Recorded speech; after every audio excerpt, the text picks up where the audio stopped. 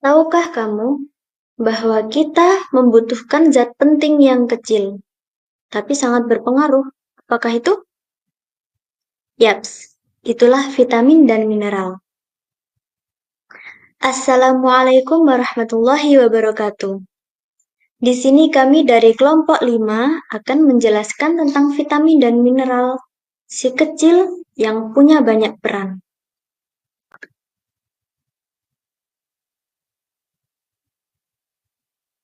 Vitamin. Istilah vitamin ditemukan pada tahun 1911 oleh Casimir Fang. Vitamin berasal dari kata vita yang berarti hidup atau vital, dan amin yang berarti senyawa amin atau aminan. Secara istilah yakni vitamin adalah suatu senyawa organik penting yang ada dalam makanan yang dibutuhkan dalam jumlah kecil untuk berjalannya fungsi tubuh yang normal. Vitamin itu tidak dapat disintesis oleh tubuh manusia maupun sebagian besar hewan. Maka dari itu harus disuplai dari makanan terlebih dahulu. Yang bisa mensintesis vitamin itu tumbuh-tumbuhan dan mikroorganisme. Selanjutnya, yakni fungsi umum dari vitamin. Yang pertama, dapat mengatur zat di dalam tubuh. Yang kedua, menguatkan gigi serta tulang. Nomor 3, mempercepat pertumbuhan. Nomor 4, memperkuat daya tahan tubuh terhadap penyakit. Nomor 5, mempercepat proses dalam penyembuhan penyakit. Nomor 6, memperlambat dalam proses penuaan. Nomor 7, membangun sistem kekebalan tubuh atau sistem imun. Nomor 8, menjaga tubuh tetap segar serta menghilangkan rasa capek. Nomor 9, sebagai katalisator dalam reaksi biokimia tubuh. Yang terakhir yakni menjaga dan juga untuk meningkatkan kebugaran tubuh.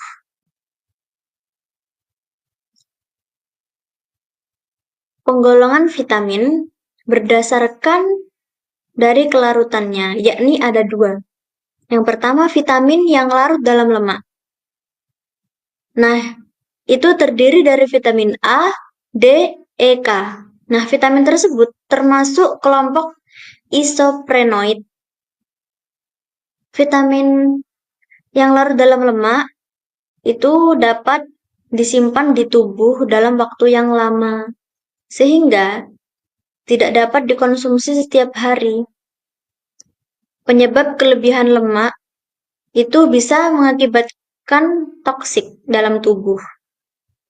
Yang kedua yakni vitamin yang larut dalam air. Terdiri dari vitamin B kompleks, vitamin C, vitamin H, biotin. Nah, vitamin yang larut dalam air ini tidak disimpan di tubuh karena larut dalam air, sehingga dapat dikonsumsi setiap hari. Meskipun kelebihan vitamin C, maka tubuh akan mengekresi vitamin C tersebut melalui urin dan feses. Nah, vitamin tadi kan ada 2 penggolongannya, larut dalam lemak dan larut dalam air. Larut lemak itu vitamin A, E, D, K. Nah, di sini saya akan menjelaskan yang larut dalam lemak. Yang pertama yakni ada vitamin A. Vitamin A, nama lainnya itu retinol, retinoid, atau karoten. Strukturnya bisa dilihat di gambar pojok atas kanan. Vitamin A itu berasal dari provitamin A berupa beta-karotin dan karotinoid. Vitamin A menjadi aktif dalam bentuk defirat ester retinol, yaitu retinol dan asam retinoat yang dapat disintesis dalam hati. Sifatnya vitamin A itu bisa larut dalam lemak atau bisa disebut sebagai pelarut organik seperti ester, alkohol, petroleum ester. Fungsi dari vitamin A tersebut itu penglihatannya pasti ya jelas gitu. Nomor 2, pemeliharaan kornea, sel epitel, membran mukrosa kulit. Nomor 3, pertumbuhan tulang dan gigi. Nomor 4, reproduksi. Nomor 5, imunitas. Nomor 6, efek antioksidan beta-karoten. Sumber dari vitamin A itu bisa dari makanan hewani dan nabati. Nah, hewani itu seperti hati sapi, minyak ikan, telur, susu, maupun keju. Kalau dari nabati itu seperti sayuran yang berdaun hijau, bayam, kangkung, wortel, kol, ya itu. Lalu sayuran yang berwarna kuning atau orange itu kayak ubi jalar, mangga, paya. Selanjutnya ada vitamin D. Vitamin D dapat disebut juga dengan kalsiferol. Vitamin D merupakan sterol di alam, serta merupakan prohormon steroid. Hormon yang dibentuk adalah kalsitriol. Nah, apabila kekurangan vitamin D itu dapat menyebabkan kelainan pertumbuhan tulang pada anak-anak. Jadi kita mesti harus memperhatikan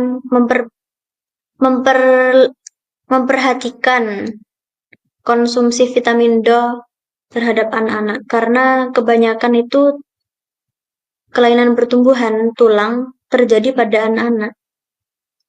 Sifat dari vitamin D itu merupakan vitamin yang larut dalam lemak. Fungsi dari vitamin D memiliki banyak fungsi yang penting bagi tubuh, terutama untuk kesehatan tulang, gigi, dan otot, serta sistem imun.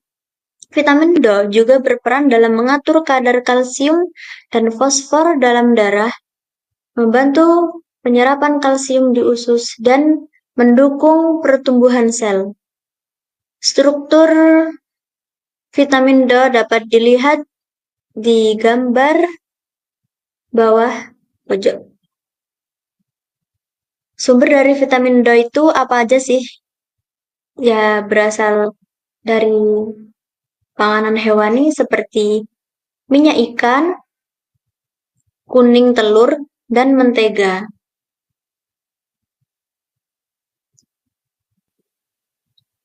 Dan penjelasan selanjutnya akan diteruskan oleh rekan saya, yakni Mbak Sirli.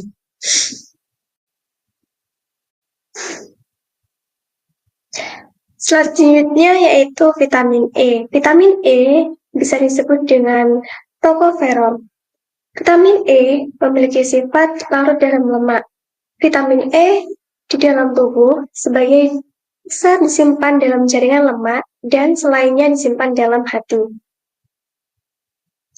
Struktur vitamin E bisa dilihat pada gambar di bawah ini. Nah, adapun sumber vitamin E meliputi sayuran hijau, kacang-kacangan, biji-bijian, contohnya seperti brokoli, bayam, almond, dan lain sebagainya.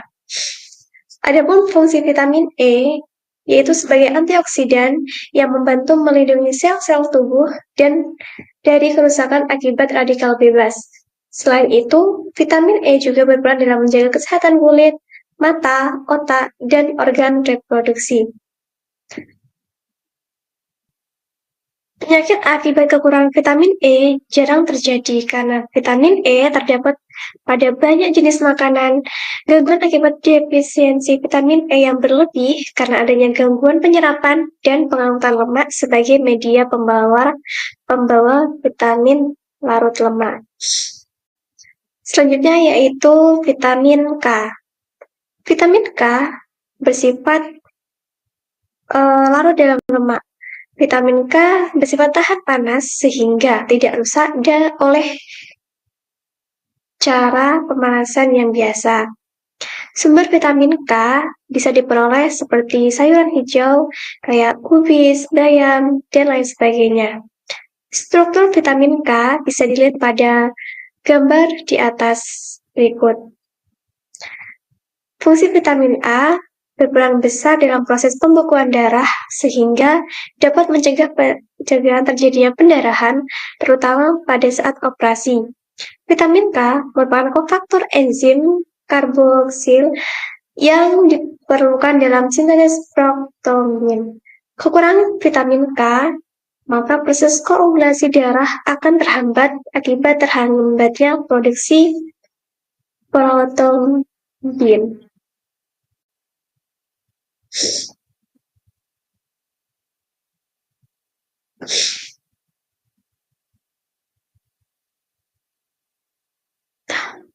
Selanjutnya yaitu vitamin C. Struktur vitamin C bisa dilihat pada gambar berikut. Fungsi vitamin C sebagai penting bagi tubuh antara lain meningkatkan daya tahan tubuh, membantu penyerapan zat besi, mempercepat penyembuhan luka, dan menjaga kesehatan kulit. Adapun sifat vitamin C adalah suatu kristal putih yang larut dalam air. Ia sangat tidak stabil karena mudah rusak oleh panas akibat oksidasi. Sumber vitamin C bisa ditemukan pada buah-buahan seperti jeruk, nanas, rambutan, pepaya, dan sebagainya. Kandungan vitamin C yang tinggi juga terdapat pada daun singkong, daun katuk, dan daun pepaya.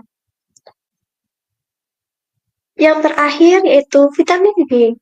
Vitamin B memiliki sifat larut dalam air yang berarti dapat larut dalam air dan mudah diserap oleh tubuh. Strukturnya bisa dilihat pada gambar di samping. Adapun fungsi vitamin B itu seperti membantu metabolisme nutrisi, menjadi energi, mendukung kesehatan saraf, dan memproduksi sel darah merah. Adapun sumber vitamin B, ada sumber hewani dan sumber nabati. Sumber hewani bisa ditemukan pada B12, B6, dan B3. Sedangkan sumber nabati bisa ditemukan pada B1, B2, B5, B7, dan B9. Sumber vitamin B ditemukan dalam berbagai jenis makanan, seperti ikan, telur, susu, keju, kacang-kacangan, dan sayuran hijau. Oke, selanjutnya yaitu penjelasan tentang mineral akan dijelaskan oleh rekan kami yaitu Mbak Indah dan Mbak Vina. Assalamualaikum warahmatullahi wabarakatuh. Perkenalkan, nama saya Tri Alinda Sanjue dengan NIM 242 10 10 80008.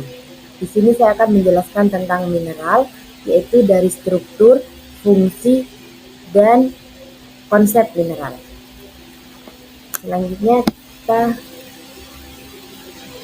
apa sih mineral itu? Mineral adalah unsur kimia anorganik yang dibutuhkan tubuh dalam jumlah kecil namun esensial untuk beberapa fungsi biologis. Mineral tidak bisa diproduksi oleh tubuh dan harus diperoleh dari makanan atau minuman. Mineral itu sebuah unit kecil di tubuh, namun sangat penting bagi tubuh. Karena mineral itu sifatnya esensial, yaitu spesifik di dalam biologi. Terus dia tidak bisa diproduksi sendiri di tubuh, dia harus diperoleh dari makanan lain, dari makanan atau minuman. Ya, seperti dari daging, dari sayur, jadi dia tidak bisa diproduksi di tubuh. Nah, selanjutnya klasifikasi mineral. Klasifikasi mineral itu dibagi menjadi dua berdasarkan banyaknya di tubuh. Ada makromineral dan mikromineral.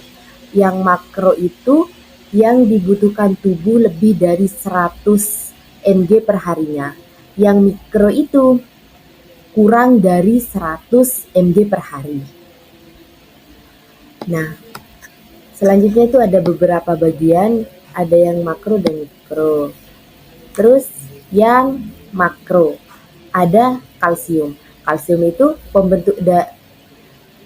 fungsinya itu jadi pembentukan tulang, gigi, kontraksi otot. Nah, dia didapatkan di keju, susu, yogurt, dan brokoli.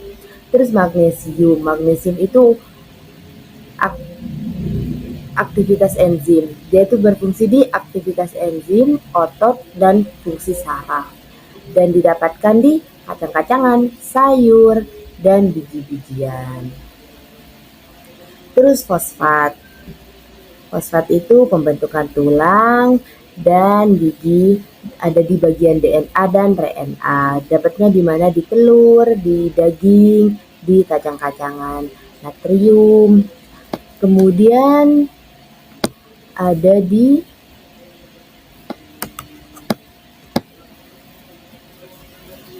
itu ada kalium, ada sulfur, ada klorida. Kalsium itu yang membentuk keseimbangan cairan, fungsi otot dan jantung. Biasanya didapatkan di pisang, kentang, tomat, dan ayam. Kemudian ada klorida. Klorida itu membantu keseimbangan cairan pH. Komponen asam lambung. Jadi dia itu terdapat di asam lambung. Jadi komponen asam lambung didapatkan itu di garam dapur dan rumput laut. Terus ada sulfur. Sulfur itu jadi komponen asam amino. Nah, itu didapatkan di telur, daging. Selanjutnya di mikromineral. Mikromineral itu senyawa yang dibutuhkan tubuh kurang dari 100 mg per hari. Jadi dia unitnya itu lebih kecil dibandingkan yang barusan. Yang barusan itu kan makro, lebih banyak. Dia tuh bisa melebihi dari 100, sedangkan yang mikro itu kurang dari 100. Ada zat besi, ada zinc, yodium, ada selenium. Zat besi itu membantu pembentukan hemoglobin atau darah, pengangkut oksigen dalam darah juga. Didapatkan itu di daging merah, di daging merah, hati, bayam. Terus zinc atau seng. Zinc atau seng itu pembentukan sistem imun. Jadi dia itu membantu pembentukan sistem imun. Terus yodium itu memproduksi hormon dan metabolisme. Biasanya didapatkan di garam atau di ikan laut. Jadi di yang laut-laut. Terus selenium itu sebagai antioksidan atau berfungsi tiroid yang didapatkan di kacang Brazil, ikan, dan telur. Kemudian itu mikro itu ada tembaga, ada mangan, ada fluor, selenium. Nah, terus ini nih, jadi mineral itu bisa berikatan antara keduanya. Kayak Na+ berikatan dengan Cl-mid. Nah, itu disebut struktur kubik. Nah, itu dia berikatan keduanya yang disebut dengan struktur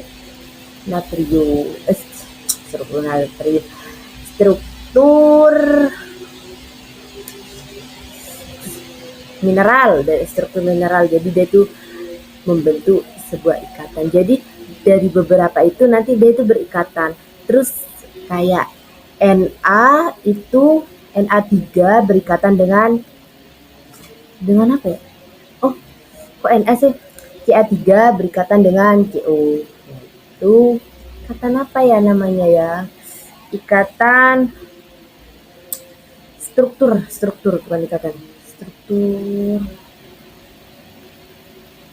Pokok itu berikatan. Jadi mereka itu berikatan keduanya. Nah, yang disebutkan tadi itu penyusunnya itu, dan mineral itu unit kecil. Jadi dia itu sebuah hal kecil, satu senyawa gitu. Namun dia bisa berikatan menjadi struktur. Ada beberapa strukturnya. Terus apa sih fungsi dari mineral itu? Nah, fungsi mineral bagi tubuh itu banyak sekali, seperti menjaga kesehatan tulang, membantu pembentukan tulang, mengatur keseimbangan cairan, dan masih banyak lagi. Karena dia itu memang unit kecil, tapi sifatnya itu dia itu spesifik. Jadi kayak membantu pembentukan hemoglobin, terus mengangkut oksigen. Nah, jadi dia dia itu kecil tapi fungsinya sangat bagus. Seperti menjaga kesehatan tulang, gigi, terus apa lagi? Kok banyak dah macamnya. Mungkin itu saja yang bisa saya sampaikan. Baik, di sini saya akan menjelaskan tentang sifat, klasifikasi, dan penggolongan mineral.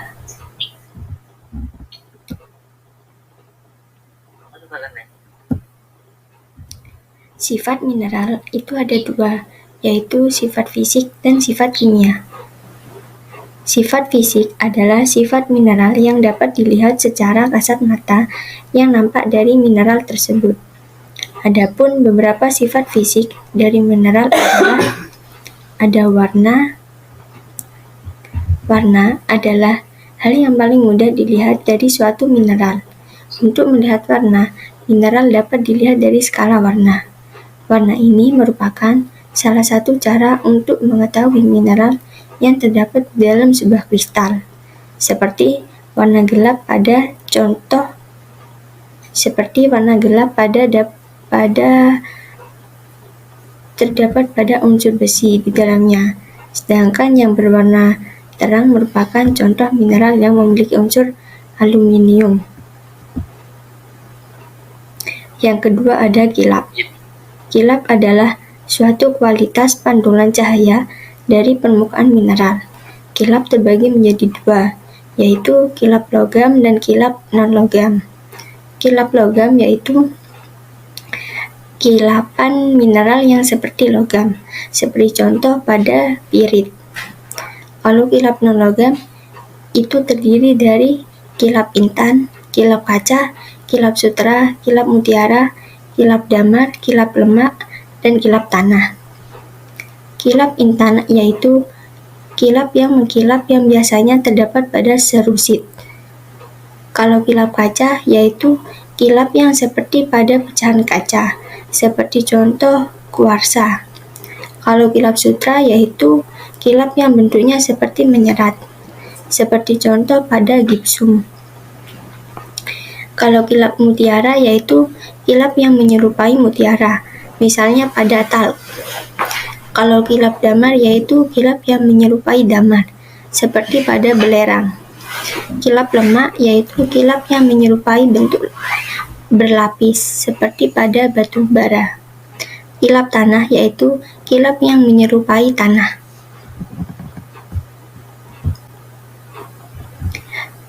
Yang ketiga yaitu goresan. Goresan adalah warna yang dihasilkan setelah menggoreskan mineral ke porselin. Yang keempat yaitu kekerasan. Kekerasan adalah ketahanan dari suatu mineral. Kekerasan pada mineral dapat diidentifikasi dengan menggunakan skala Mohs. Yang kelima yaitu belahan. Belahan pada mineral terbagi menjadi 4, yaitu belahan sempurna, belahan tak beraturan, tidak mempunyai belahan, dan bentuk kelurusan pada belahan tidak beraturan. Faktor yang membedakan bidang belahan ini adalah susunan atom yang berbeda-beda. Yang keenam yaitu bentuk kristal. Bentuk kristal pada mineral tergantung pada proses pembentukan mineralnya. Jika pada pembentukan tidak terhambat, maka ada kristal penyusunnya. Tetapi jika pada pembentukan kristalnya terhambat, maka kristal penyusunnya tidak sesempurna yang tidak terhambat. Adapun bentuk kristal diantaranya yaitu ada trikli, monoklin, tetragonal, trigonal, atrombik, heksagonal, isometri. Yang kedua yaitu sifat kimia mineral. Sifat kimia mineral adalah ciri-ciri yang berkaitan dengan komposisi kimia dan reaktivitas mineral. Ini berbeda dari sifat fisik, karena sifat kimia hanya bisa diamati saat mineral mengalami reaksi kimia. Lanjut.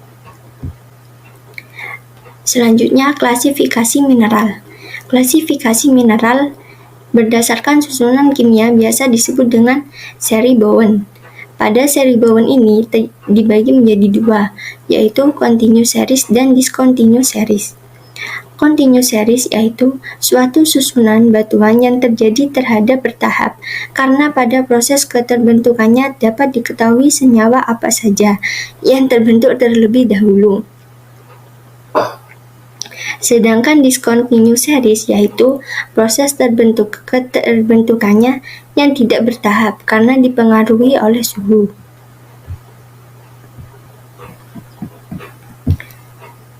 Klasifikasi mineral berdasarkan komposisi kimianya, yaitu ada silikat yang mengandung silika, seperti contoh pada kuarsa, feldspar, dan nika. Yang kedua yaitu ada oksida yang mengandung oksigen dan logam, seperti contoh pada hematit dan magnetit. Yang ketiga yaitu ada sulfida yang mengandung sulfur dan logam, seperti contoh pada galena dan pirit. Yang keempat yaitu ada karbonat yang mengandung ion karbonat, seperti contoh pada kalsit dan dolomit. Yang kelima yaitu sulfat yang mengandung ion sulfat, seperti contoh pada gipsum. Yang keenam yaitu halida yang mengandung unsur halogen, seperti contoh pada halit atau garam batu. Yang ketujuh yaitu fosfat, mengandung fosfat, seperti contoh pada apatit. Yang kedelapan yaitu unsur asli terdiri dari satu unsur saja, seperti contoh pada emas, tembaga, dan grafit. Selanjutnya yaitu penggolongan mineral. Penggolongan mineral dapat digolongkan berdasarkan sifat ekonomi dan struktur kristal. Berdasarkan sifat ekonomi yaitu ada mineral logam, mineral non-logam, dan mineral energi. Mineral logam yaitu yang mengandung logam yang dapat diekstraksi, seperti contoh pada bauksit, kaisletrit, galena. Kalau mineral non-logam yaitu digunakan untuk industri, seperti contoh pada kuarsa, gipsum, kaolin. Kalau mineral energi yaitu digunakan sebagai sumber bahan bakar, seperti contoh pada batu bara, minyak bumi, dan uranium. Yang kedua yaitu berdasarkan struktur kristal, sedangkan berdasarkan bentuk dan susunan kristal dalam skala mikroskopik, misalnya pada isometrik, monoklinik, heksagonal, dan triklinik. Baik, terima kasih. Mungkin itu saja yang bisa kami sampaikan. Kurang lebihnya mohon maaf atas kekurangan dan kesalahannya. Assalamualaikum warahmatullahi wabarakatuh.